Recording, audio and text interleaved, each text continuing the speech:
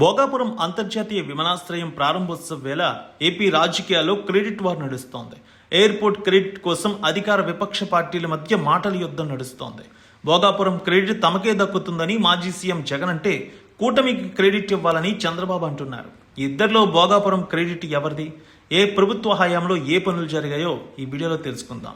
విజయనగరం జిల్లా భోగాపురంలో అల్లూరి సీతారామరాజు అంతర్జాతీయ విమానాశ్రయం ప్రారంభానికి సిద్ధమైంది. నేడు ఆగస్టు 1న ఎయిర్పోర్ట్ ప్రారంభోత్సవ కార్యక్రమంతో ఉత్తరాంధ్రలో పండుగ వాతావరణమే కనిపిస్తోంది. ఇలాంటి సమయంలో భోగాపురం ఎయిర్పోర్ట్ క్రెడిట్ ఎవరికి దక్కుతుందనే అంశం తెర మీదకు వచ్చింది. వైఎస్ఆర్సీపీ ప్రభుత్వానికి క్రెడిట్ ఇవ్వాలని జగన్ అంటే కూటమి ప్రభుత్వానికే క్రెడిట్ దక్కుతుందని అధికార పార్టీలు అంటున్నాయి. భోగాపురం విమానాశ్రయం క్రెడిట్ చోరీ చేసేందుకు చంద్రబాబు ప్రయత్నిస్తున్నారని జగన్ ఆరోపణ చేస్తున్నారు. తానేమీ చేయకపోయినా కీర్తి తనకే దక్కాలంటూ క్రెడిట్ చోరీకి పాల్పడుతున్నారని ఎద్దేవా చేశారు. ఇక వైఎస్ఆర్సీపీ హయాంలో అన్ని పనులు ఓ కొలిక్కి తీసుకొచ్చామంటున్నారు. అయితే అసలు ఈ ప్రాజెక్ట్ రూపకల్పన చేసి కేంద్రానికి ప్రతిపాదనలు పంపింది తామేనని చంద్రబాబు అంటున్నారు. కేంద్రం నుంచి అనుమతులు తీసుకువచ్చి భూసేకరణ ప్రారంభించి శంకుస్థాపన చేశామన్నారు. 2024లో కూటమి ప్రభుత్వం అధికారంలోకి వచ్చిన తర్వాత 31 నెలల రికార్డు సమయంలో పూర్తి చేసిన ఘనత తమకే దక్కుతుందంటున్నారు. ఇద్దరి వాదనలు పక్కన పెడితే అసలు భోగాపురం ఎయిర్పోర్ట్కి బీజం ఎప్పుడు పడింది? 2016లో ప్రతిపాదనల దగ్గర నుంచి 2026 ప్రారంభోత్సవం వరకు ఎవరి హయాంలో ఏ పనులు జరిగాయో స్పష్టంగా తెలుసుకుందాం. రాష్ట్ర విభజన తర్వాత 2014 నుంచి విశాఖపట్నం ఆంధ్రప్రదేశ్లో కీలకంగా మారింది. సాగర తీర నగరం పారిశ్రామికంగా పర్యాటకంగా అభివృద్ధి చెందుతోంది. అక్కడ ఉన్న విమానాశ్రయం రక్షణ శాఖ ఆధీనంలో ఉంటుంది. ఈ విషయాన్ని గమనించిన అప్పటి ముఖ్యమంత్రి చంద్రబాబు ఉత్తరాంధ్రలో మరో విమానాశ్రయం ఏర్పాటు చేయాలని అవసరం ఉందని భావించారు. 2016లో మరో కొత్త అంతర్జాతీయ విమానాశ్రయం కోసం కేంద్రానికి ప్రతిపాదనలు పంపారు. కొత్తగా ప్లాన్ చేస్తున్న ఎయిర్పోర్ట్ విశాఖపట్నానికి సమీపంలో ఉంటే బాగుంటుందని ఆలోచన. అందుకే భోగాపురంలో నిర్మించాలని ప్రతిపాదించారు. కేంద్రం నుంచి గ్రీన్ సిగ్నల్ వచ్చింది.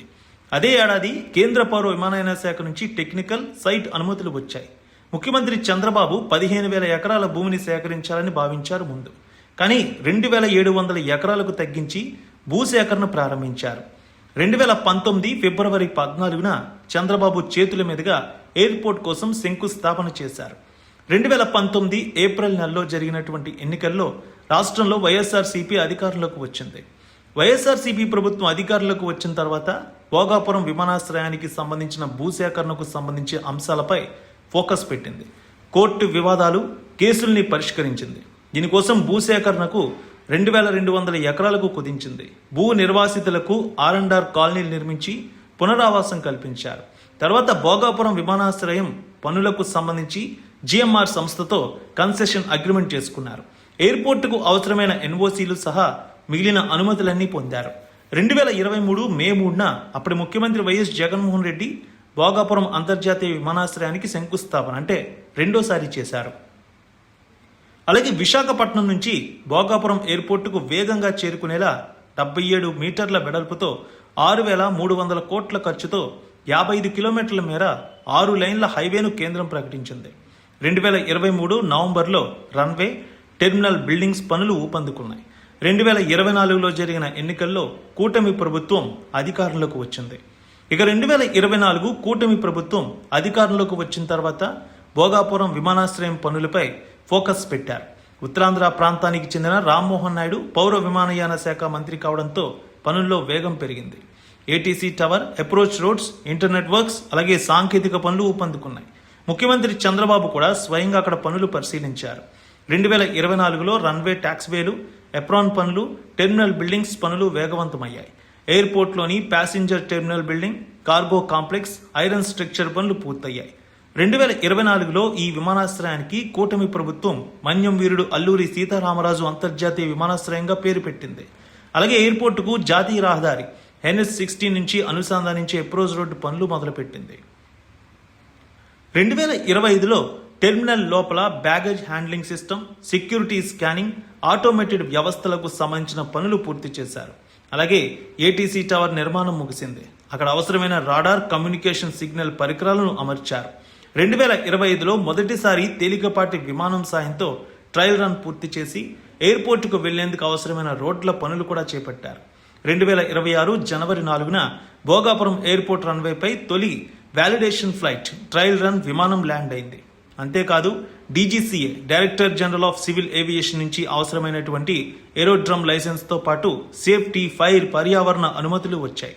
అలాగే ఎయిర్పోర్ట్ లోపల ఉత్తరాంధ్ర సంస్కృతి ప్రతిబింబించేలా ఇంటీరియర్ ఆర్ట్ వర్క్ పనులు పూర్తి చేశారు. ఎయిర్పోర్ట్ నుంచి నేషనల్ హైవేను కలిపే ముఖ్యమైన ఫ్లైఓవర్ పనులు పూర్తి చేశారు. అయితే భోగాపురం అంతర్జాతీయ విమానాశ్రయం క్రెడిట్ ఎవరికి అనే చర్చను పక్కన పెడితే అటు వైఎస్ఆర్సీపీ, ఇటు కూటమి ప్రభుత్వాలు ఈ ప్రాజెక్టులో కీలక పాత్ర పోషించాయి. 2016లో చంద్రబాబు ముఖ్యమంత్రిగా ఉన్న సమయంలో ఎయిర్పోర్టుకు బీజం పడింది. ప్రాజెక్ట్ ఆలోచన, ప్రతిపాదనతో పాటు కేంద్రం అనుమతులు సాధించింది చంద్రబాబు హయాంలోననే చెప్పాలి. అలాగే పనులను వేగవంతం చేసి ఎయిర్పోర్ట్ నిర్మాణాన్ని పూర్తి చేసింది కూడా కూటమి ప్రభుత్వం హయాంలోనే అంటున్నారు. అయితే జగన్ హయాంలో భూ వివాదాలు, కోర్టు కేసులను పరిష్కరించారు. జిఎంఆర్తో ఒప్పందం చేసుకుని భూమిని అప్పగించారు. రన్వే నిర్మాణం, గ్రౌండ్ లెవెలింగ్ లాంటి పనులు వైసీపీ హయాంలో మొదలయ్యాయి. విజన్ పనులను వేగవంతంగా పూర్తి చేసిన విషయంలో క్రెడిట్ టీడీపీది కాగా, భూ సమస్యల పరిష్కారం, కన్సెషన్ ఒప్పందం విషయంలో క్రెడిట్ వైఎస్ఆర్సీపీకి ఇవ్వచ్చు. సో మొత్తానికి భోగాపురం క్రెడిట్ ఎవరికి ఇవ్వాలంటే రెండు పార్టీలకి ఇవ్వాలనే చెప్పొచ్చు.